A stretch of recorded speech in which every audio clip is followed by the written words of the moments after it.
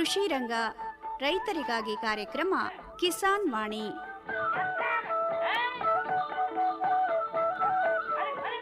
ಈ ಕಾರ್ಯಕ್ರಮದ ಪ್ರಾಯೋಜಕರು ಭಾರತ ಸರ್ಕಾರದ ಕೃಷಿ ಹಾಗೂ ರೈತರ ಕಲ್ಯಾಣ ಮಂತ್ರಾಲಯ.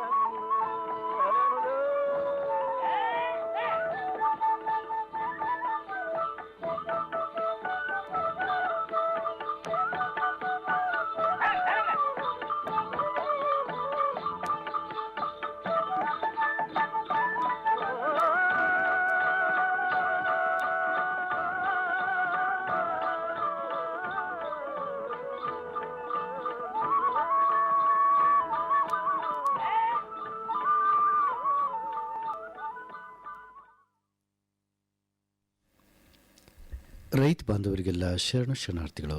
ಇಂದಿನ ಕೃಷಿ ರಂಗ ಪ್ರಾಯೋಜಿತ ಕಾರ್ಯಕ್ರಮ ಕಿಸಾನ್ ವಾಣಿಯಲ್ಲಿ ಬೇಸಿಗೆಯಲ್ಲಿ ಜಾನುವಾರುಗಳ ನಿರ್ವಹಣೆ ಕುರಿತು ಮುಖ್ಯ ಪಶು ವೈದ್ಯಾಧಿಕಾರಿ ಡಾಕ್ಟರ್ ಡಿ ಶ್ರೀನಿವಾಸ ಮೂರ್ತಿ ಅವರೊಡನೆ ಸಂದರ್ಶನ.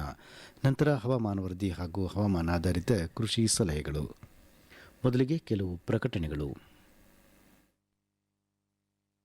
ಪ್ರಧಾನಮಂತ್ರಿ ಕಿಸಾನ್ ಮಾನ್ಧನ್ ಯೋಜನೆ ಸಿಗುವುದು ಪೆನ್ಷನ್ನ ಆಸರೆಯು ಆಗದು ನಿರಾಸರೆ ಇನ್ನು ಸಿಗುವುದು ಸಂತಸದ ಕ್ಷಣವು ಕಳೆಯುವುದು ಸುಖದಿಂದ ವೃದ್ಧಾಪ್ಯ ರಕ್ಷಿತ ಆಗುವ ಅನ್ನದಾತ ಸುರಕ್ಷಿತ ಆಗುವ ಅನ್ನದಾತ.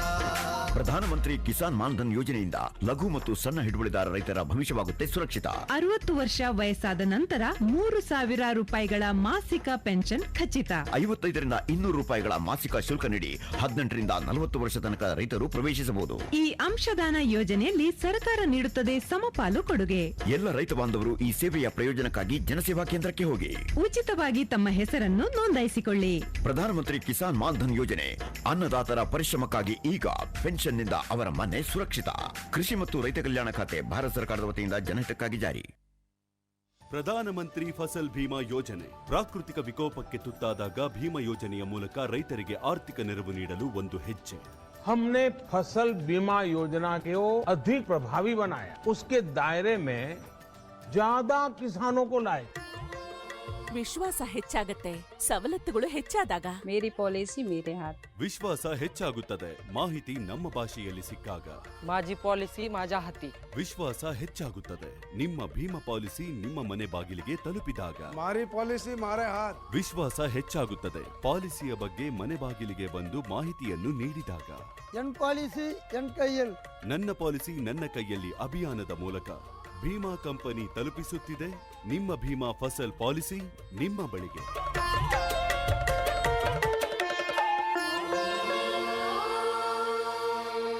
ಬೆಳೆಗೆ ವಿಮೆ ಮಾಡಿರಿ, ತಕ್ಷಣ ರಕ್ಷಣೆ ಗಳಿಸಿ. ರೈತ ಬಾಂಧವರಿಗೆ ನಮಸ್ಕಾರ. ರೈತ ಬಾಂಧವರು, ಇವತ್ತಿನ ಒಂದು ಕಾರ್ಯಕ್ರಮದಲ್ಲಿ ಬೇಸಿಗೆಯಲ್ಲಿ ಜಾನುವಾರುಗಳ ಒಂದು ನಿರ್ವಹಣೆ ಯಾವ ರೀತಿ ಮಾಡಬೇಕು, ಏನೇನು ಒಂದು ಎಚ್ಚರಿಕೆ ಕ್ರಮಗಳನ್ನು, ಕಾಳಜಿ ಕ್ರಮಗಳನ್ನು ತಗೋಬೇಕಾಗತ್ತೆ, ಮುಂಜಾಗ್ರತೆಯನ್ನು ಬೇಸಿಗೆಯಲ್ಲಿ ವಿಶೇಷವಾಗಿ ಜಾನುವಾರುಗಳ ಬಗ್ಗೆ ಕಾಳಜಿ ವಹಿಸಬೇಕಾಗತ್ತಂತ ವಿಚಾರವನ್ನು ಇವತ್ತಿನ ಕಾರ್ಯಕ್ರಮದಲ್ಲಿ ತಿಳ್ಕೊಳ್ಳೋಣ. ಇದ್ರ ಬಗ್ಗೆ ಮಾಹಿತಿಯನ್ನು ನೀಡಲಿಕ್ಕೆ ನಮ್ಮ ಜೊತೆ ಇವತ್ತು ಪಶುಪಾಲನಾ ಮತ್ತು ಪಶುವೈದ್ಯ ಸೇವಾ ಇಲಾಖೆಯ ಮುಖ್ಯ ಪಶು ವೈದ್ಯಾಧಿಕಾರಿಗಳಾದಂಥ ಡಾಕ್ಟರ್ ಡಿ ಶ್ರೀನಿವಾಸ ಮೂರ್ತಿಯವರು ನಮ್ಮೊಂದಿಗಿದ್ದಾರೆ. ಅವರಿಂದ ಈ ವಿಚಾರವಾಗಿ ಇವತ್ತಿನ ಕಾರ್ಯಕ್ರಮದಲ್ಲಿ ಮಾಹಿತಿಯನ್ನು ಮಾಡ್ಕೊಳ್ಳೋಂಥ. ನಮಸ್ಕಾರ ಶ್ರೀನಿವಾಸ ಮೂರ್ತಿಯವರು. ನಮಸ್ಕಾರ. ಹೇಳಿ ಸರ್, ಮೊದಲನೇದಾಗಿ ಹೇಳಿ, ಬೇಸಿಗೆ ಅಂದ ತಕ್ಷಣ ಪ್ರಮುಖವಾಗಿ ತಾವು ರೈತರಿಗೆ ಏನು ಸಲಹೆಯನ್ನು ಕೊಡ್ತೀರಿ? ಜಾನುವಾರು ಸಾಕಾಣಿಕೆದಾರರಿಗೆ ವಿಶೇಷವಾಗಿ ಏನು ಕೊಡ್ತೀರಿ ಅವರು ಮುನ್ನೆಚ್ಚರಿಕೆಯಾಗಿ? ಬೇಸಿಗೆ ಅಂದ ತಕ್ಷಣ ಮುಖ್ಯವಾಗಿ ನಮ್ಮ ಭಾಗದಲ್ಲಿ ವಾತಾವರಣ ಬಹಳ ಬಿಸಿಯಾಗಿರ್ತದೆ. ಹೀಗಾಗಿ ಎಲ್ಲ ರೀತಿಯ ಜಾನುವಾರುಗಳನ್ನು ಬೇಸಿಗೆ ಕಾಲದಲ್ಲಿ ಅವನ್ನ ಸರಿಯಾಗಿ ನಾವು ನೋಡಿಕೊಂಡ್ರೆ ಅದರಿಂದ ಉತ್ಪಾದನೆಗಳನ್ನು ನಾವು ಕಡಿಮೆ ಆಗೋದನ್ನು ತಪ್ಪಿಸ್ಬೋದು. ಹಾಲು ಉತ್ಪಾದನೆ ಆಗಲಿ, ಕುರಿ ಮೇಕೆಗಳ ಸಾಕಾಣಿಕೆ ಇರಲಿ, ಇವುಗಳಿಗೆ ಬೇಸಿಗೆಯಲ್ಲಿ ಒತ್ತಡ ಇರೋದರಿಂದ ಸರಿಯಾದ ವಾತಾವರಣ ಕೊಟ್ಟು ಅದನ್ನು ನಿರ್ವಹಣೆ ಮಾಡಬೇಕಾಗ್ತದೆ. ಈಗ ಬೇಸಿಗೆಯಲ್ಲಿ ಮುಖ್ಯವಾಗಿ ಜಾನುವಾರುಗಳಿಗೆ ಆಗ್ತಕ್ಕಂಥ ಸಮಸ್ಯೆಗಳೇನು ಬರ್ತವೆ? ಮುಖ್ಯವಾಗಿ ನಾವು ಬೇಸಿಗೆಯಲ್ಲಿ ಒತ್ತಡದ ಲಕ್ಷಣಗಳನ್ನು ಕಾಣ್ತೀವಿ. ಅದರಲ್ಲಿ ನೀವು ನೋಡ್ಬೋದು, ಆಕಳುಗಳು ಅಥವಾ ಕುರಿ ಮೇಕೆಗಳು ಬೇಸಿಗೆ ಒಂದು ಸ್ವಲ್ಪ ವಾತಾವರಣದಲ್ಲಿ ಬಿಸಿಲು ಜಾಸ್ತಿ ಆದಂಗೆಲ್ಲ ನಾಲಿಗೆ ಹೊರ ಚಾಸ್ತವೆ, ತೇಕದು ಕಾಣ್ತದೆ, ನಿಮಗೆ ಉಸಿರಾಟ ಸ್ವಲ್ಪ ಹೊಟ್ಟೆ ಜಾಸ್ತಿ ಎತ್ತು ಹಾಕೋದು ನೋಡ್ತೀವಿ. ಇದರಿಂದ ಏನಾಗ್ತದೆ, ಮನುಷ್ಯರಲ್ಲಿ ನಾವು ನೋಡ್ತೀವಿ, ನಾವು ಬೇಸಿಗೆ ಕಾಲದಲ್ಲಿ ಜಾಸ್ತಿ ನೀರು ಕುಡಿತಾನೆ ಇರ್ತೀವಿ, ಊಟ ಕಡಿಮೆ ಆಗ್ತದೆ, ನೀರು ಜಾಸ್ತಿ ಆಗುತ್ತೆ. ಅದೇ ರೀತಿಯಾಗಿ ಮೇವು ತಿನ್ನೋದು ಕೂಡ ಈ ನಮ್ಮ ಪ್ರಾಣಿಗಳಲ್ಲಿ ಜಾನುವಾರುಗಳು ಕೂಡ ಕಡಿಮೆ ಆಗ್ತದೆ. ಮುಖ್ಯವಾಗಿ ಹಾಲು, ಈ ಹೈನುಗಾರಿಕೆಯನ್ನು ತೊಡಗಿರ್ತಾರಲ್ಲ ಅವರು ಮಾತ್ರ ಈ ಬೇಸಿಗೆಯಲ್ಲಿ ಹೈನುಗಾರಿಕೆಯ ಒಂದು ಈ ಜಾನುವಾರುಗಳನ್ನು ಸರಿಯಾದ ರೀತಿಯಲ್ಲಿ ನೋಡ್ಕೋಬೇಕಾಗ್ತದೆ. ಯಾಕಂದರೆ ಹಾಲಿನ ಪ್ರಮಾಣ ಕಡಿಮೆ ಆಗಿಬಿಡ್ತದೆ ನಿಮಗೆ ಬೇಸಿಗೆ ಒತ್ತಡದಿಂದ. ಅವಕ್ಕೆ ನಾವು ಯಾವ ರೀತಿಯ ಒಂದು ತಂಪಾದ ಒಂದು ನಿರ್ವಹಣೆ ಮಾಡಿ ಅದರಿಂದಾಗಿ ಹಾಲಿನ ಉತ್ಪಾದನೆ ನಾವು ಅದೇ ರೀತಿಯಾಗಿ ನಾವು ಮೇಂಟೈನ್ ಮಾಡಬಹುದನ್ನು. ಇದು ಮುಖ್ಯವಾದ ಲಕ್ಷಣಗಳು ಬೇಸಿಗೆ ಕಾಲದಲ್ಲಿ ನಾವು ಕಂಡುಬರ್ತಕ್ಕಂಥದ್ದು, ತಾಪ ಜಾಸ್ತಿ ಆದಂಗೆಲ್ಲ. ಇನ್ನು ತಾವು ಹೇಳಿದಂಗೆ ಮುಖ್ಯವಾಗಿ ಇಲ್ಲಿ ಜಾನುವಾರು ಸಾಕಾಣಿಕೆದಾರರು ವಿಶೇಷವಾಗಿ 2 ಭಾಗಗಳನ್ನು ಮಾಡ್ಬೋದು ಅಂತ ಅನಿಸುತ್ತೆ. ಈಗ ವಿಶೇಷವಾಗಿ ನಾವು ಪ್ರಮುಖವಾದದ್ದು ಕೊಟ್ಟಿಗೆ ಬರುತ್ತೆ. ಬೇಸಿಗೆಯಲ್ಲಿ ಕೊಟ್ಟಿಗೆಗಳ ನಿರ್ವಹಣೆಯನ್ನು ಯಾವ ರೀತಿ ಮಾಡಬೇಕು? ಇವತ್ತು ಆಕಳುಗಳ ಸಾಕಾಣಿಕೆದಾರ ಇರ್ಬೋದು, ಎಮ್ಮೆ ಸಾಕಾಣಿಕೆದಾರ ಇರ್ಬೋದು, ಕೊಟ್ಟಿಗೆ ನಿರ್ವಹಣೆ ಬಗ್ಗೆ ಹೇಳಿ, ಯಾವ ರೀತಿ ಕೊಟ್ಟಿಗೆಯನ್ನು ಮ್ಯಾನೇಜ್ ಮಾಡಬೇಕು? ಈ ಕೊಟ್ಟಿಗೆ ಒಂದು ಮುಖ್ಯವಾದ ಅಂಶ ಜಾನುವಾರು ಸಾಕಾಣಿಕೆಯಲ್ಲಿ. ಯಾವರೇ ಮಳೆಗಾಲದಲ್ಲಾಗಲಿ ಇದರಲ್ಲಾಗಲಿ ಈಗ ಸಾಕಷ್ಟು ಒಂದು ನಮ್ಮ ಗ್ರಾಮ ಪಂಚಾಯತಿಯಲ್ಲೂ ಕೂಡ ನರೇಗಾದಲ್ಲಿ ಕೂಡ ಕೊಟ್ಟಿಗೆಗಳ ನಿರ್ಮಾಣಕ್ಕೆ ರೈತರಿಗೆಲ್ಲ ಅನುಕೂಲ ಮಾಡಿಕೊಡ್ತಾ ಇದೆ. ಹೀಗಾಗಿ ಈ ಬೇಸಿಗೆ ಕಾಲ ನಾವು ತಗೊಂಡ್ರೆ ವಾತಾವರಣ ಏಪ್ರಿಲ್ ಮೇದಲ್ಲಿ ಇನ್ನೂ ಜಾಸ್ತಿನೇ ಆಗಿರ್ತದೆ ನಿಮ್ಮ ವಾತಾವರಣ. ಹೀಗಾಗಿ ಕೊಟ್ಟಿಗೆಯಲ್ಲಿ ಅದನ್ನು ತಂಪಾಗಿಡ್ಲಿಕ್ಕೆ ನಾವು ಪ್ರಯತ್ನ ಮಾಡಬೇಕು. ನಮ್ಮ ಇದರಲ್ಲಿ ಮುಖ್ಯವಾಗಿ ಏನಂದರೆ ಸುತ್ತಮುತ್ತ ಗಿಡಗಳನ್ನು ಬೆಳೆಸಿದರೆ ನಿಮಗೆ 2-3 ಡಿಗ್ರಿ ಟೆಂಪ್ರೇಚರ್ ಕಡಿಮೆ ಆಗಿಬಿಡ್ತದೆ. ಇದರಿಂದ ಜಾನುವಾರುಗಳಿಗೆ ಒಂದು ತಂಪಾದ ವಾತಾವರಣ ಸಿಗ್ತದೆ. ಅದು ಅಲ್ಲದೆ ರೈತರು ನಮ್ಮಲ್ಲಿ ಸುತ್ತಮುತ್ತ ಸಿಕ್ಕತಕ್ಕಂಥ ತೆಂಗಿನ ಗರಿಗಳು ಸಿಗ್ತವೆ ಅಥವಾ ನೆಲ್ಲು ಹುಲ್ಲು ಸಿಗ್ತದೆ, ಅದನ್ನು ಇದ್ರ ಮೇಲೆ ಹಾಕಿ ಶೆಡ್ ಮಾಡಿದರೆ ಶೆಡ್ ಮೇಲೆ ಹಾಕಿ ಆದಷ್ಟು ಅದನ್ನು ಸ್ವಲ್ಪ ತಂಪವಾಗಿ ಇಡಲೇಬೇಕು ನಾವು. ಇನ್ನೂ ಹೆಚ್ಚಾದರೆ ಕಿಟಕಿಯಲ್ಲಿ ಗಾಳಿ ಬೆಳಕು ಬರೋ ಹಾಗೆ ಇರಬೇಕಾಗುತ್ತೆ. ಆಮೇಲೆ ಮುಖ್ಯವಾಗಿ ನಾವು ಅದು ಶೆಡ್ಗಳನ್ನು ಮಾಡಬೇಕು ಯಾವಾಗಲೂ ರೈತರಿಗೆ ಹೇಳೋದು ಅದನ್ನು ಪೂರ್ವ ಪಶ್ಚಿಮವಾಗಿರಲಿ ಅಂತ ಹೇಳ್ತಾರೆ. ಶೆಡ್ ಅಂದರೆ ಪೂರ್ವ ಪಶ್ಚಿಮವಾಗಿ ಉದ್ದಕ್ಕೆ ಪೂರ್ವ ಪಶ್ಚಿಮಕ್ಕೆ ಇರಬೇಕು. ಯಾಕಂದರೆ ಸೂರ್ಯ ಪೂರ್ವದಿಂದ ಪಶ್ಚಿಮ ಕಡೆ ಹೋಗಬೇಕಾದ್ರೆ ಏನಾಗ್ತದೆ, ಸೂರ್ಯ ಕಿರಣಗಳು ನಿಮಗೆ ಸೀದಾ ಈ ಜಾನುವಾರುಗಳ ಮೇಲೆ ಬೀಳೋದಿಲ್ಲ. ಉತ್ತರ ದಕ್ಷಿಣ ಇದ್ದರೆ ಸೂರ್ಯನ ಬೆಳಕಲ್ಲಿ ಸೀದಾ ಕಿರಣಗಳು ಈ ಆಕಳು ಅಥವಾ ಎಮ್ಮೆಗಳು ಕಟ್ಟಿದ್ರೆ ಅದ್ರ ಮೇಲೆ ಬೀಳ್ತದೆ. ಅವಾಗ ಏನಾಗ್ತದೆ, ತಾಪಮಾನ ಜಾಸ್ತಿಯಾಗಿ ಅದಕ್ಕೆ ಒತ್ತಡ ಆಗಿ ಅದರ ಉತ್ಪಾದನೆ ಕಡಿಮೆ ಆಗ್ತಾ ಹೋಗ್ತಾರೆ. ಅದಕ್ಕೆ ಯಾವಾಗಲೂ ಯಾವುದೇ ಶೆಡ್ ಇರಲಿ ನಾವು ಇವನ್ ಪ್ರೊಜೆಕ್ಟ್ ರಿಪೋರ್ಟ್ಸ್ ನಾವು ಇದನ್ನೆಲ್ಲ ಕೊಡಬೇಕಾದ್ರೂ ಕೂಡ ಪೂರ್ವ ಪಶ್ಚಿಮನೇ ಇರಬೇಕಾಗ್ತದೆ. ಅವಾಗ ಸೂರ್ಯ ಏನಾಗ್ತದೆ, ಪೂರ್ವ ಪಶ್ಚಿಮ ಹೋದಾಗ ಸೀದಾ ದನಗಳ ಮೇಲೆ ಅಥವಾ ನಮ್ಮ ಈ ಹೈನು ದನಗಳ ಮೇಲೆ ಸೂರ್ಯನ ಬೆಳಕು ಬೀಳೋದಿಲ್ಲ, ಒತ್ತಡ ಕಡಿಮೆ ಆಗ್ತದೆ.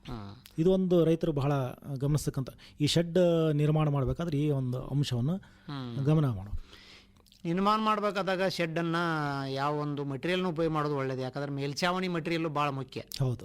ಇಲ್ಲಿ ಹೇಗೆ ಭಾಳಷ್ಟು ಮಂದಿ ತಗಡು ಹಾಕ್ತಿರ್ತಾರೆ, ಸೀಟ್ಗಳನ್ನ ಹಾಕ್ತಾರೆ, ಕೆಲವೊಂದಿಷ್ಟು ಬೇರೆ ಕಟ್ಟಿಗೆಯಿಂದ ಹಾಕಿ ಇದನ್ನು ಮಾಡ್ತಾರೆ, ಅಥವಾ ಹಾಗೆ ಹುಲ್ಲು ಹಾಕಿ ಮಾಡಿರ್ತಾರೆ. ಯಾವುದು ತಾವು ತಜ್ಞರಾಗಿ ಯಾವ ರೀತಿ ನಿರ್ಮಾಣ ಮಾಡಿದರೆ ಬೇಸಿಗೆಯಲ್ಲಿ ಸ್ವಲ್ಪ ದನಗಳು ಶಾಂತವಾಗಿರ್ತವೆ?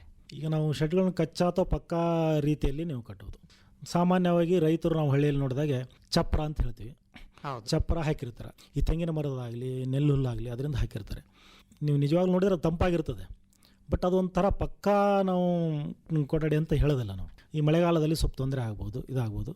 ಅದಕ್ಕಿಂತ ಪಕ್ಕಾ ಒಂದು ಶೆಡ್ ಮಾಡಿ ಅದರಲ್ಲಿ ನೀವು ಟಿನ್ ಶೀಟ್ ಯೂಸ್ ಮಾಡಿದರೆ ಸ್ವಲ್ಪ ಮತ್ತೆ ವಾತಾವರಣ ಜಾಸ್ತಿ ಆಗ್ತದೆ, ಟೆಂಪ್ರೇಚರ್ ಜಾಸ್ತಿ ಆಗ್ತದೆ. ಹೀಗಾಗಿ ಅದನ್ನು ಜಿಂಕ್ ಶೀಟ್ ಆದರೂ ಸ್ವಲ್ಪ ಕಡಿಮೆ ಆಗ್ಬೋದು.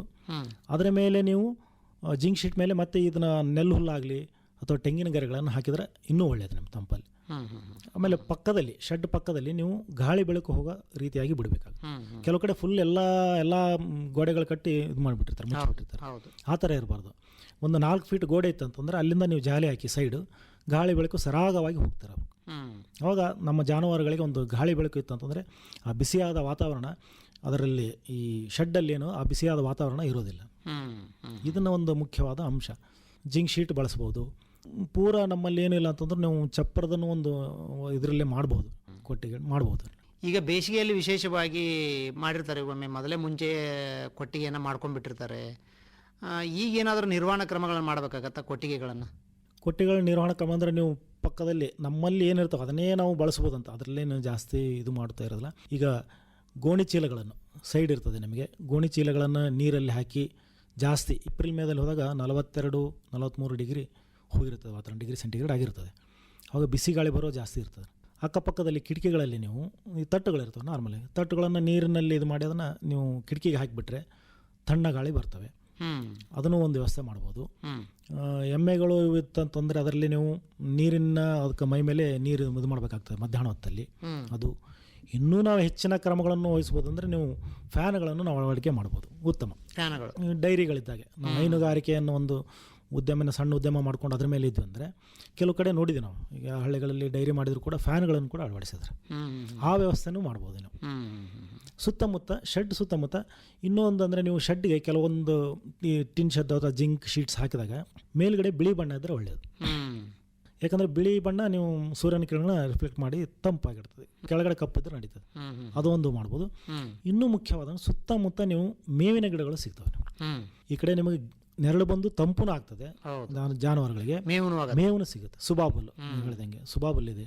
ಸುತ್ತಮುತ್ತ ನೀವು ಗಿಡಗಳನ್ನು ಹಾಕಿಬಿಟ್ರೆ ಈ ಕಡೆ ದನಗಳಿಗೆ ಮೇವು, ನೀವು ಬೇಸಿಗೆಯಲ್ಲಿ ಹಸಿರು ಮೇವು ಸಿಗೋದು ಕಡಿಮೆ ಆಗ್ತದೆ. ಹೀಗಾಗಿ ನೀವು ಮೇವು ಸಿಗುತ್ತೆ, ಶೆಡ್ಗಳಿಗೆ ನೆರಳಾಗಿ ತಂಪುನೂ ಸಿಗ್ತದೆ. ಹೀಗಾಗಿ ಹಾಲಿನ ಉತ್ಪಾದನೆಯಲ್ಲಿ ಯಾವುದೇ ಒಂದು ಕೊರತೆ ಉಂಟಾಗೋದಿಲ್ಲ. ಈಗ ಪ್ರಮುಖವಾಗಿ ವಿಶೇಷವಾಗಿ ಕರುಗಳು ಅಥವಾ ಎಮ್ಮೆಗಳು ಇರ್ತವೆ, ಹಾಲು ಹಿಂಡ್ತಕ್ಕಂಥವು ಅಥವಾ ಈ ಗರ್ಭ ಧರಿಸಿದಂಥ ರಾಸುಗಳು ಅಷ್ಟೇ ಸಮಸ್ಯೆ ಬರುತ್ತೆ ಬೇಸಿಗೆ. ಇವುಗಳನ್ನು ಯಾವ ರೀತಿ ನೋಡ್ಕೋಬೇಕಾಗತ್ತೆ? ವಿಶೇಷವಾಗಿ ಕರು, ಗರ್ಭ ಧರಿಸಿದಂಥ ಆಕಳು, ಎಮ್ಮೆ ಇರ್ಬೋದು, ಹೇಗೆ ಇಲ್ಲಿ ಸಮಸ್ಯೆಗಳು ಬರ್ತವೆ? ಏನೇನು ಸಮಸ್ಯೆ ಬರೋ ಸಾಧ್ಯತೆ ಇರ್ತವೆ? ಇದರಲ್ಲಿ ಕರುಗಳು, ಆಡು, ಕುರಿಗಳು ಒಂದು ಭಾಗದಲ್ಲಿ ಇವು ಸಣ್ಣ ಮೆಲುಕು ಪ್ರಾಣಿಗಳಾಗ ಇವುಗಳು ಶಾಖ ಇದರತ್ತು ತಡೆಯುವ ಶಕ್ತಿ ಕಡಿಮೆ ಇರ್ತದೆ. ಮುಖ್ಯವಾಗಿ ಇವಕ್ಕೆ ಹಾಲು ಕೊಡ್ತಿದ್ರೆ ಸರಿಯಾದ ರೀತಿಯಲ್ಲಿ ಹಾಲಿನ ಪ್ರಮಾಣ ಕೊಡ್ತಿರ್ಬೇಕು, ಪೌಷ್ಟಿಕ ಅದೇ ಒಂದು ಪೌಷ್ಟಿಕತೆ ಕೊಡ್ತಕ್ಕಂಥದ್ದು. ಅವಕ್ಕೆ ನಿರೋಧಕ ಶಕ್ತಿಯನ್ನು ಕೊಡ್ತೇವೆ. ಆಮೇಲೆ ಕುರಿ ಆಡುಗಳನ್ನು ಅವಾಗ ಸರಿಯಾದ ನೀರು ಒಂದು 2-3 ಸಲ ನೀರನ್ನು ಕೊಡಬೇಕು. ಸ್ವಲ್ಪ ಆದಷ್ಟು ತಣ್ಣನೆ ನೀರು ಕೊಟ್ಟರೆ ಅದೊಂದು ಒಳ್ಳೆಯದು. ಅವಕ್ಕೆ ಈ ಕುರಿ ಆಡುಗಳನ್ನು ಕೆಲವು ವಲಸೆಗಾರರು ಇರ್ತಾರೆ ನೋಡ್ತಾರೆ, ಹೌದು, ಒಂದೂರಿಂದ ಇನ್ನೊಂದು ಹೋಗ್ತಿರ್ತಾರೆ. ಅವರು ಸಾಯಂಕಾಲ ಅಥವಾ ಬೆಳಗ್ಗೆ ಹೋಗಬೇಕು. ಮಧ್ಯಾಹ್ನ ಆದಷ್ಟು ಎಲ್ಲಾದರೂ ಗಿಡಗಳಿದ್ದಲ್ಲಿ, ನೆರಳಿದ್ದಲ್ಲಿ ಅವನ್ನ ನಿಲ್ಲಿಸ್ಕೊಂಡು ಅಲ್ಲೇ ಇರೋದು ಒಳ್ಳೆಯದು. ಮಧ್ಯಾಹ್ನ ಹೋದಂಗೆಲ್ಲ ಅವಕ್ಕೆ ನೋಡ್ತಿರ್ತೀರಿ ನೀವು, ಕುರಿಗಳು ತೇಗ್ತಿರ್ತಾವೆ ಕೆಲವೊಂದು, ನೀವು ಬಯಲು ತೇಗ್ತಿರ್ತಾವೆ. ಆ ರೀತಿಯಾಗಿ ಇದು ಮಾಡಿದರೆ ಅದರದ್ದು ಬೆಳವಣಿಗೆ ಕುಂಠಿತಗೊಳ್ತದೆ. ಆದಷ್ಟು ಮಧ್ಯಾಹ್ನ ನೀವು 11ರಿಂದ 4ರವರೆಗೂ ಎಲ್ಲಾದರೂ ಗಿಡ ನೆರಳಿತ್ತಂದರೆ ಅಲ್ಲೇ ನಿಲ್ಲಿಸಬೇಕು. ಒಂದು ನೀರಿನ ವ್ಯವಸ್ಥೆ ಅಂತೂ ಬೇಸಿಗೆಯಲ್ಲಿ 2-3 ಸಲ ಕುಡಿಸಲೇಬೇಕಾಗುತ್ತೆ. ಕರುಗಳಿಗೆ ಮುಖ್ಯವಾಗಿ ಹಾಲನ್ನು ಮಾತ್ರ ನೀವು ಕುಡಿಸಲೇಬೇಕಾಗುತ್ತೆ, ಜಾಸ್ತಿ ಹಾಲಿನ ಕುಡಿಸಲೇಬೇಕಾಗುತ್ತೆ. ಆದಷ್ಟು ತಂಪು ವಾತಾವರಣ ನಾವು ಕರು ಮತ್ತು ಕುರಿ ಆಡುಮೇಕೆಗಳಿಗೆ ಒದಗಿಸಲೇಬೇಕಾಗ್ತದೆ. ಗರ್ಭಧರಿಸಿದಂಥ ರಾಸುಗಳು ಅದು ಅದಕ್ಕೆ ಪೌಷ್ಟಿಕ ಆಹಾರ ಕೊಡಬೇಕಾಗ್ತದೆ. ಯಾಕಂದರೆ ಒಳಗಡೆ ಕರು ಬೆಳೀತಿರ್ತದೆ, ಅದರದೇ ಒಂದು ಒತ್ತಡ ಇರ್ತದೆ, ಹೊರಗಿನ ವಾತಾವರಣದ ಒತ್ತಡನೂ ಜಾಸ್ತಿ ಆಗ್ತದೆ. ಹೀಗಾಗಿ ನೀವು ಮೊದಲಿಂದನೇ ಸ್ವಲ್ಪ ಪೌಷ್ಟಿಕ ಆಹಾರ ಕೊಟ್ಟು, ಈಗ ನಾವು ಸಮತೋಲ ಆಹಾರ ಅಂತ ಹೇಳ್ತೀವಿ, ಅದನ್ನು ಕೊಡ್ಬೋದು ನೀವು. ಅದನ್ನೆಲ್ಲ ಕೊಟ್ಟಾಗ ಅದು ಏನಾಗುತ್ತೆ, ಬೆಳವಣಿಗೆ, ಕರುಗಳ ಬೆಳವಣಿಗೆ, ಆಮೇಲೆ ಒತ್ತಡವನ್ನು ತಡಿತಕ್ಕಂಥ ಶಕ್ತಿ ಬರ್ತದೆ. ಆದಷ್ಟು ನಾನು ಶೆಡ್ಡಲ್ಲಿ ಹೇಳಿದ್ನಲ್ಲ, ನೀವು ಮಧ್ಯಾಹ್ನದೆಲ್ಲ ಗಿಡದ ಕೆಳಗಡೆ ಕಟ್ಟಬೇಕು. ಇನ್ನೂ ಹೆಚ್ಚಾದರೆ ನೀವು ನೀರಿಂದ ಒಂದು ಬಟ್ಟೆ ಮೈ ಮೇಲೆ ಕೂಡ ಹಾಕಬೇಕಾಗ್ತದೆ ಜಾಸ್ತಿ. ಎಸ್ಪೆಷಲಿ ನಾವು ಮಿಶ್ರತಳಿಗಳಿದ್ದಾಗೆ, ಮಿಶ್ರತಳಿಗಳು ಸ್ವಲ್ಪ ಬಿಸಿಲು ವಾತಾವರಣ ತಡೆಯೋದಕ್ಕಾಗೋದಿಲ್ಲ. ಜರ್ಸಿ ಒಂದು ಬಾರಿ ಉತ್ತಮ, ಬಟ್ HF ಏನು ಕೆಲವು ಆಕಳುಗಳಿರ್ತವೆ ಅವು ಮಾತ್ರ ಬಹಳ ಕಷ್ಟ. ಅವಕ್ಕೆ ಫ್ಯಾನ್ಗಳು ಬೇಕೇ ಬೇಕಾಗುತ್ತೆ ನನ್ನ ಇದರಲ್ಲಿ. ಹೀಗಾಗಿ ಗರ್ಭದ ರಾಸುಗಳಿಗೆ ಸರಿಯಾದ ಒಂದು ಪೌಷ್ಟಿಕ ಆಹಾರ 2ರಿಂದ 3 ಸಲ ನೀವು ನೀರುಗಳು ಕೊಡಲೇಬೇಕಾಗುತ್ತೆ. ನಮ್ಮ ಆಕಳಾಗಲಿ ಇದಾಗಲಿ 30ರಿಂದ 40 ಲೀಟ್ರ್ ನೀರು ಬೇಕಾಗ್ತದೆ ಒಂದು ದಿವಸಕ್ಕೆ, ಅಷ್ಟು ಕುಡಿಸ್ಲೇಬೇಕಾಗುತ್ತೆ. ಇನ್ನೂ ಒಂದು ಹಸಿರು ಹುಲ್ಲಿಂದ ಒಂದು ತಿನಿಸು, ಹಸಿರು ಮೇವು ಭಾಳ ಮುಖ್ಯ. ಹಸಿರು ಮೇವು ನಾವು ತಿನ್ನಿಸಿದ್ರೆ ದೇಹದ ಒಂದು ನೀರಿನ ಅಂಶವನ್ನು ಅದು ಜಾಸ್ತಿ ಮೇಂಟೈನ್ ಮಾಡ್ಕೊಂಡು ಹೋಗ್ತಾ ಇರ್ತದೆ. ಈ ಅಂಶಗಳನ್ನು ನಾವು ಅದಕ್ಕೆ ಕೆಳಗಡೆ ಹುಲ್ಲಾಸಿ ಗರ್ಭದ ಅವಸ್ಥೆಯಲ್ಲಿದ್ದಾಗ ಸುತ್ತಮುತ್ತ ಗಾಳಿ ಬೆಳಕಿರಂಗೆ ಅದನ್ನು ನೋಡ್ಕೊಳ್ಳೋದು ಒಳ್ಳೆಯದಂತ ನಾನು. ಈಗ ಒಣ ಮೇವು ಜಾಸ್ತಿ ಇರುತ್ತೆ, ಬರೇ ಒಣ ಮೇವು ಕೊಡ್ತಿರ್ತಾರೆ. ಬೇಸಿಗೆಯಲ್ಲಿ ರೈತರು ಕೇಳಿದ್ರೆ ಎಲ್ಲಿ ತರುಣ್ರಿ ಹಸಿ ಮೇವು ಸಿಗೋದಿಲ್ಲ, ಕಷ್ಟ ಅಂತ ಹೇಳ್ತಿರ್ತಾರೆ. ಇದ್ರ ಬದಲಾಗಿ ಪರ್ಯಾಯವಾಗಿ ಏನು ಒಂದು ನಿರ್ವಹಣೆ ಮಾಡಬೇಕಾಗತ್ತೆ? ಒಣ ಮೇವು ಇರುತ್ತೆ, ಬರದೆ ಹಸಿ ಮೇವಿನ ಪರ್ಯಾಯವಾಗಿ ಏನಾರು ಮಾಡೋಕ್ಕೆ ಸಾಧ್ಯತೆ ಇದೆಯಾ ರೈತರಿಗೆ? ಹಸಿ ಮೇವು ಅಂತೂ ಬಹಳ ಮುಖ್ಯನೇ ಅದರಲ್ಲಿ. ಕೆಲವು ನೀರಾವರಿ ಸೌಲಭ್ಯ ಇದ್ದವರು ನಮ್ಮಲ್ಲಿ ಒಂದು ಇಲಾಖೆಯಿಂದ ಮೇವಿನ ಬೀಜಗಳನ್ನು ಕೊಡ್ತಾರೆ. ಜೋಳ ಅಂತ ಬರ್ತದೆ, ಅದನ್ನ ಬೀಜಗಳನ್ನು ನಾವು ನೀರಾವರಿ ಸೌಲಭ್ಯ ಇದ್ದ ರೈತರು ಅದನ್ನು ಹಾಕಿ ನೀವು 40-45 ದಿವಸದಲ್ಲಿ ನಮಗೆ ಒಳ್ಳೆ ಮೇವು ಬರ್ತದೆ. ಅದನ್ನು ನೀವು ಬೇರೆ ರೈತರಿಗೆ ಅದನ್ನು ಕೂಡ ಹಂಚಿ ನಾವು ಇದು ಮಾಡ್ಬೋದು. ಆ ರೀತಿಯಾಗಿ ಇದನ್ನು ಇನ್ನೂ ಹೆಚ್ಚಿನ ಅವಕಾಶ ಇದ್ದಾಗ ಸೈಲೇಜ್ ಅಂತ ಒಂದು ನಿಮ್ಗೆ ಕೇಳಿರ್ಬೋದು, ಹಸಿ ಮೇವನ್ನು ನಾವು ಶೇಖರಣೆ ಮಾಡಿದಂಥ ನಾವು ಹೈನುಗಾರಿಕೆಯಲ್ಲಿ ತೋಡಿದಾಗ ಒಂದು ಸೈಲೇಜ್ ಮಾಡೋದು ಬಹಳ ಮುಖ್ಯವಾದ. ಒಂದು ಆಳವಾದ ಗುಂಡಿಯಲ್ಲಿ ಅದನ್ನು ಹಸಿ ಮೇವು ಕಟ್ ಮಾಡಿ ಅದನ್ನು ಹಾಕಿ ಗಾಳಿ ಆಡಲಾರ್ದಂಗೆ ಅದನ್ನು ಶೇಖರಣೆ ಮಾಡಿರ್ತಾರೆ. ಅದನ್ನು ನಾವು ಸ್ವಲ್ಪ ದಿವಸ ಆದಮೇಲೆ ದನಗಳಿಗೆ ನಾವು ಕೊಡ್ತಾ ಇರ್ಬೋದು ಪೌಷ್ಟಿಕ. ಇದು ಅಲ್ಲದೆ ನೀವು ಪೌಷ್ಟಿಕ, ನಾವು ಈ ಗಿಡಗಳನ್ನು ಹೇಳಿದೆ, ಮೇವಿನ ಮರಗಳು, ಸುಬಾಬುಲ್ ಇರ್ತದೆ, ಇವನ್ನೆಲ್ಲ ಬೆಳೆಸಿದಾಗ ಅದನ್ನು ನಾವು ಪ್ರಮಾಣದಲ್ಲಿ ಬಳಸಬೇಕಾಗ್ತದೆ. ಯಾಕಂದರೆ ನಿಮಗೆ ಬೇಸಿಗೆಯಲ್ಲಿ ಯಾವುದಾವುದು ಸಿಗ್ತದೆ, ನೀವು 100ಕ್ಕೆ 100 ಇದು ಹಸಿರು ಹುಲ್ಲು ಸಿಗ್ತದೆ ಅಂತ ನಮಗೆ ಇದು ಇರೋದಿಲ್ಲ. ಹೀಗಾಗಿ ಈ ಎಲ್ಲ ನಾವು ಕರ್ಮಗಳನ್ನು ತಗೋಬೇಕಾಗ್ತದೆ. ಈ ಗಿಡಗಳಾಗಲಿ, ಈ ಸಮತೋಲನ ಆಹಾರ ಅದನ್ನು ಒಂದು 2-2.5 kg ನಮ್ಮ ಹೈನುಗಾರಿಕೆ ಆಕಳುಗಳಿಗೆ, ಎಮ್ಮೆಗಳಿಗೆ ಕೊಡಬೇಕಾಗ್ತದೆ. ಈ ಹಸಿರು ಮೇವಿನ ನಾವು ಬೀಜಗಳನ್ನು ಹಾಕಿ ಪ್ಲಾಟ್ಗಳನ್ನು ಮಾಡಿ ಅದನ್ನು ಒಂದು ನಿರ್ವಹಿಸೋದು ಬಹಳ ಉತ್ತಮ ಅಂತ ನನಗೆ ಅನಿಸ್ತದೆ. ಈಗ ಎಮ್ಮೆಗಳು ಭಾಳಷ್ಟು ಹೇಳ್ತಿರ್ತಾರೆ, ಎಮ್ಮೆಗಳು ಬೇಸಿಗೆಯಲ್ಲಿ ಭಾಳಷ್ಟು ತ್ರಾಸ ಮಾಡ್ಕೋತವೆ ಅಂತೇಳಿ. ಎಮ್ಮೆಗಳ ನಿರ್ವಹಣೆ ಬಗ್ಗೆ ಏನು ಹೇಳ್ತಾರೆ ಬೇಸಿಗೆಯಲ್ಲಿ? ನಮ್ಮ ಭಾಗದಲ್ಲಿ ನಾವು ಸುತ್ತಮುತ್ತ ನೋಡಿರೋ ಪ್ರಕಾರ ಎಮ್ಮೆಗಳೇ ಜಾಸ್ತಿ ಇದೆ. ಡೈರಿಯಲ್ಲಿ ಮೇಂಟೈನ್ ಮಾಡ್ತಾರೋದು ಎಮ್ಮೆಗಳೇ, 100 ಎಮ್ಮೆಗಳು ಇದು ಮಾಡ್ತಾ ಇದ್ದಾರೆ. ಆಮೇಲೆ ಸೂರ್ತಿ ಎಮ್ಮೆಗಳಿದ್ದಾವೆ. ಎಮ್ಮೆ ಒಂದು ಸ್ವಭಾವ ಏನಂದರೆ ಅದು ಕಪ್ಪು ಬಣ್ಣ, ಅದೊಂದು ನಿಮಗಿರ್ತದೆ. ಕಪ್ಪು ಬಣ್ಣದಲ್ಲಿ ಬೇಸಿಗೆ ಇದರಲ್ಲಿ ಭಾಳ ತೊಂದರೆ ಆಗ್ತದೆ. ಯಾಕಂದರೆ ಬೆವರಿನ ಗ್ರಂಥಿಗಳನ್ನು ಭಾಳ ಕಡಿಮೆ ಇರ್ತದೆ. ಹೀಗಾಗಿ ಅದರದ್ದು ಒತ್ತಡ ಜಾಸ್ತಿ ಇರ್ತದೆ. ಆಕಳು ಅಥವಾ ಇದಕ್ಕಿಂತ ಎಮ್ಮೆಗಳ ನಿರ್ವಹಣೆ ಸ್ವಲ್ಪ ಬೇರೆ ಆಗ್ತದೆ. ನೀವು ನಾರ್ಮಲ್ ಆಗಿ ಎಮ್ಮೆಗಳನ್ನು ನೋಡ್ಬೋದು. ನೀವು ಎಲ್ಲಾದರೂ ಕೆರೆ ಇತ್ತು ಅಂತಂದರೆ ಹೋಗಿರ್ತಾವೆ, ಮಧ್ಯಾಹ್ನ ತಾವೇ ಹೋಗಿಬಿಟ್ಟಿರ್ತಾವೆ. ಅಂದರೆ ಅವಕ್ಕೆ ಅಷ್ಟು ಒತ್ತಡ ಆಗ್ತದೆ.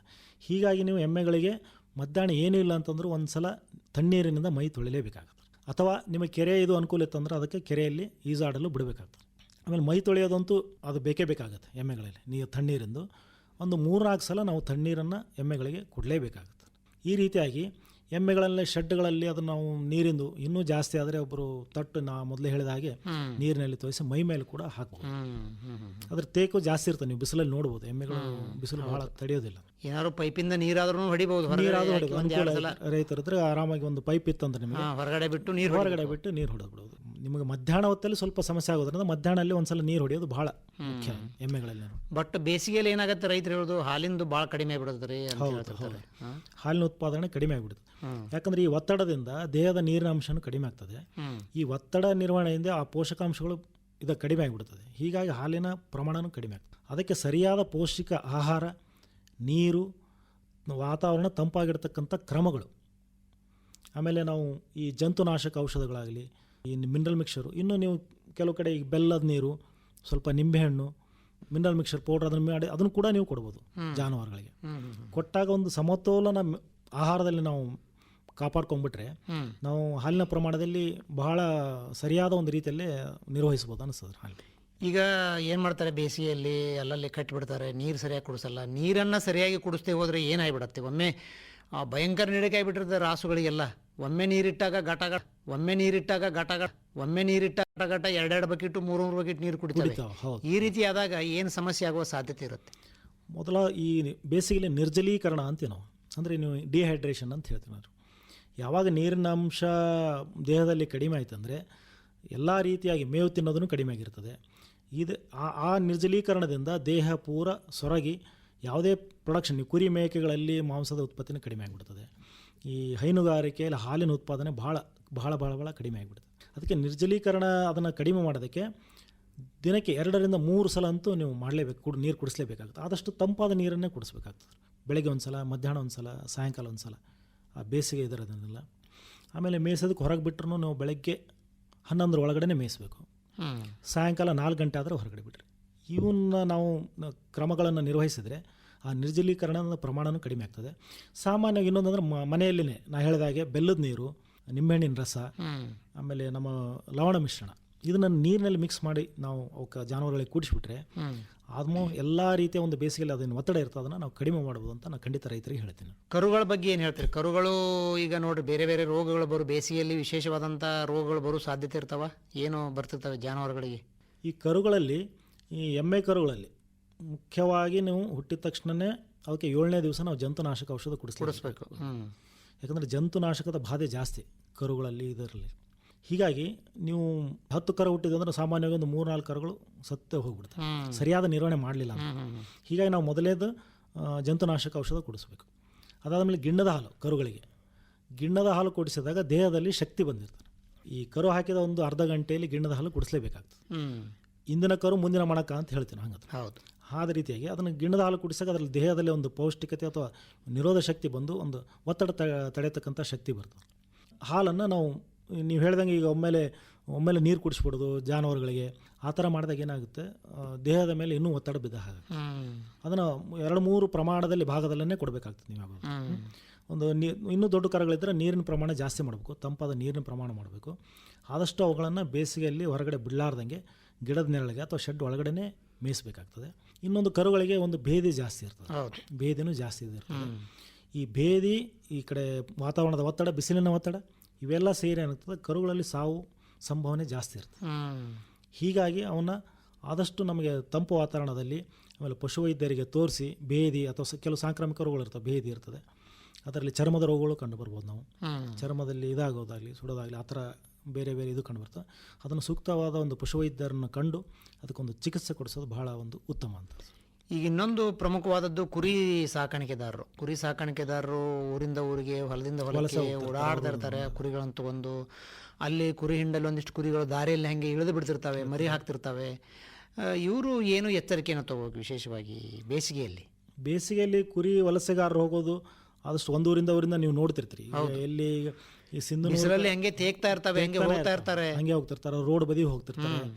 ಆಮೇಲೆ ನಾವು ರೋಡಲ್ಲಿ ಟಾರ್ ರೋಡ್ ಆದಾಗ ಇನ್ನೂ ಕಾಲುಗಳಿಗೆ ಬಿಸಿ ಝಳ ಜಾಸ್ತಿ ಆಗ್ತದೆ.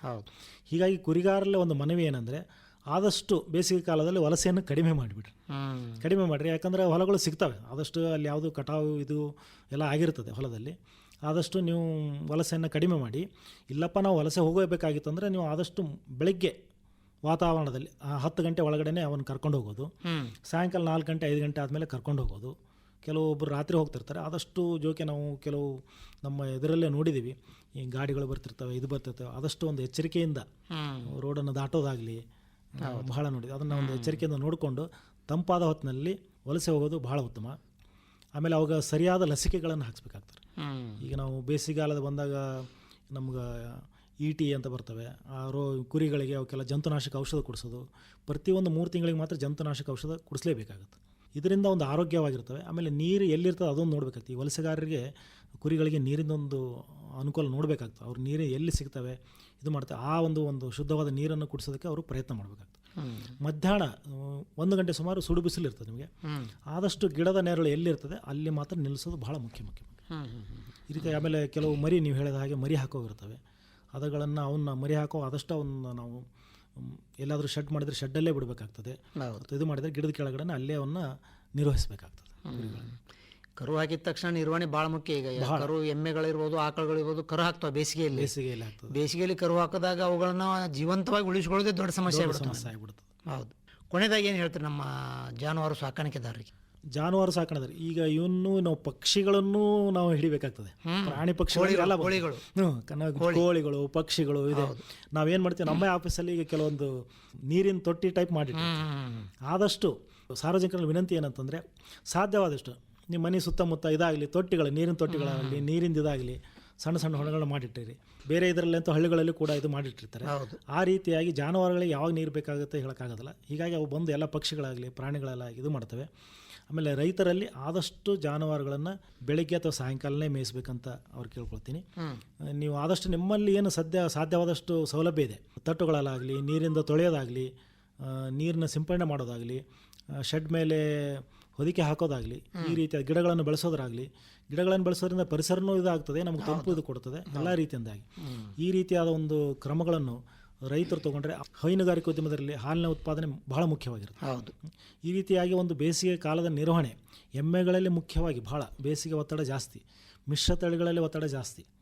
ಅವುಗಳನ್ನು ಸರಿಯಾದ ಒಂದು ನಿಮಗೆ ಇನ್ನೂ ಹೆಚ್ಚಿನ ಅನುಕೂಲ ಇದ್ದರೆ ಫ್ಯಾನ್ಗಳನ್ನಾಗಲಿ ಗಿಡದ ನೆರಳಲ್ಲಿ ಕಟ್ಟೋದು, ಸರಿಯಾದ ಒಂದು ಪೌಷ್ಟಿಕ ಆಹಾರ ಕೊಡೋದು. ಯಾವುದೇ ಒಂದು ತೊಂದರೆ ಆದಲ್ಲಿ ತಕ್ಷಣ ಒಂದು ಪಶುವೈದ್ಯರನ್ನ ಅಥವಾ ಈಗ ಆ್ಯಂಬುಲೆನ್ಸ್ ಸೌಲಭ್ಯ ಕೂಡ ಇದೆ, ಮನೆ ಬಾಗಿಲಿಗೆ ಒಂದು ಸೌಲಭ್ಯ ಇದೆ 1962 ಅದನ್ನು ಕೂಡ ನಾವು ಕರೆಸಿ ಅದು ಸರಿಯಾದ ಒಂದು ಚಿಕಿತ್ಸೆ ಮಾಡಿ ಬೇಸಿಗೆಯಲ್ಲಿ ನಿರ್ವಹಣೆ ಮಾಡಿ ಯಾವುದೇ ಒಂದು ಉತ್ಪಾದನೆಯಲ್ಲಿ ಕುಂಠಿತವಾಗದಂತೆ ನೋಡಿಕೊಳ್ಳಲು ರೈತರಲ್ಲಿ ಮನವಿ ಮಾಡಿಕೊಳ್ಳೋದು. ಒಳ್ಳೆಯದು. ಡಾಕ್ಟರ್ ಶ್ರೀನಿವಾಸ ಮೂರ್ತಿ ಅವರು ಇದುವರೆಗೂ ಬೇಸಿಗೆಯಲ್ಲಿ ಜಾನುವಾರುಗಳ ನಿರ್ವಹಣೆ ಬಗ್ಗೆ ಸಾಕಷ್ಟು ಮಾಹಿತಿಯನ್ನು ಕೊಟ್ಟಿದ್ರಿ. ಜಾನುವಾರು ಸಾಕಾಣಿಕೆದಾರರು ವಿಶೇಷವಾಗಿ ಈ ಒಂದು ಏನು HF ಆಕಳುಗಳಿರ್ಬೋದು, ಜರ್ಸಿ ಆಕಳುಗಳು, ಆಡು ಮತ್ತು ಕುರಿ ಸಾಕಾಣಿಕೆದಾರರು ಬೇಸಿಗೆಯಲ್ಲಿ ನೀವು ಹೇಳಿದಂಥ ವಿಚಾರವನ್ನು ಗಮನಿಸಿ ಕಾಳಜಿನ ತೊಗೊಂಡ್ರೆ ಖಂಡಿತ ಯಾವುದೇ ಒಂದು ಹಾನಿಯಾಗದಂತೆ ಜಾನುವಾರುಗಳನ್ನು ನಾವು ನಿರ್ವಹಣೆ ಮಾಡಲಿಕ್ಕೆ ಸಾಧ್ಯವಾಗುತ್ತೆ. ಮಾಹಿತಿಯನ್ನು ಹಂಚಿಕೊಂಡದಕ್ಕೆ ನಮ್ಮ ಎಲ್ಲ ರೈತರ ಪರವಾಗಿ ತಮಗೆ ಧನ್ಯವಾದ. ನಮಸ್ಕಾರ.